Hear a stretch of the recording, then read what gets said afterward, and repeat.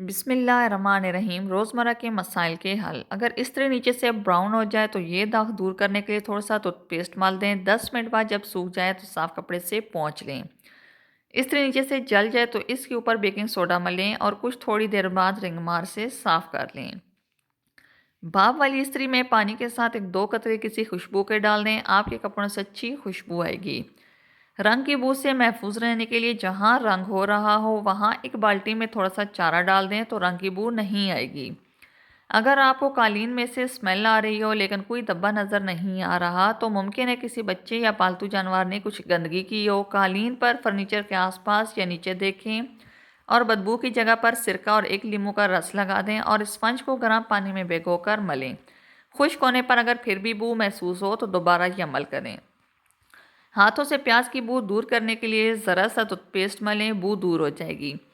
پیاز کی بو کو کٹنگ بورڈ سے دور کرنے کے لیے لیموں کے ٹکڑے سے رگڑیں، اس کے بعد پانی سے دھو لیں۔ کانچ کے مرتبان سے لہسن پیاز کی بو دور کرنے کے لیے اسے دھو کر سکھا لیں، پھر ایک اخبار کو پھاڑ کر اس کے چھوٹے چھوٹے گولے بنا کر مرتبان کے اندر رکھیں اور ڈھکن اچھی طرح بند کر دیں۔ دوسرے دن بو ختم ہو جائے گی۔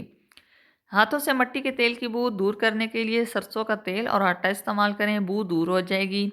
غسل خانے یا باورچی خانے کی فلنگ کالی اور گندی ہو جائے تو ان کو چمکانے کے لیے 4 کھانے کے چمچ واشنگ سوڈا ڈالیں اور تھوڑا سا مٹی کا تیل ملا کر گاڑھی لئی بنا لیں۔ فلنگ پر لگا کر کچھ دیر کے لیے چھوڑ دیں، پھر کپڑے سے صاف کر لیں، یہ چمک اٹھیں گے۔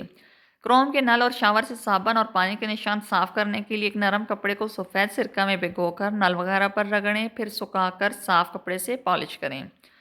فلش کو صاف کرنے کے لیے 1/4 پیالی طاقتور کلورین بلیچ یا آدھی پیالی امونیا ڈال کر برش سے صاف کرنے کے بعد پانی بہا دیں، اس سے فلش چمک جائے گا۔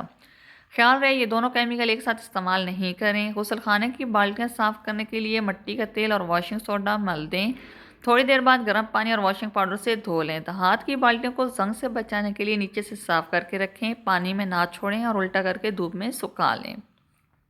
جب آپ ایک گھر سے دوسرے گھر منتقل ہو رہے ہوں تو کانچ کے برتن پیک کرنے کا سب سے بہترین طریقہ یہ ہے کہ برتنوں کو گیلے اخبار میں لپیٹ کر رکھیں اور پنکھے کی ہوا سے جب سوکھ جائیں تو پیک کر کے بے فکری سے سامان شفٹ کریں۔